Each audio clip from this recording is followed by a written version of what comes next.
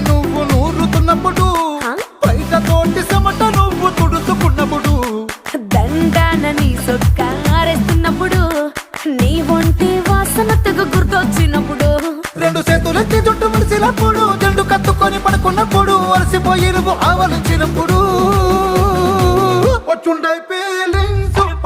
feelings వచ్చి వచ్చి చంపేస్తుండ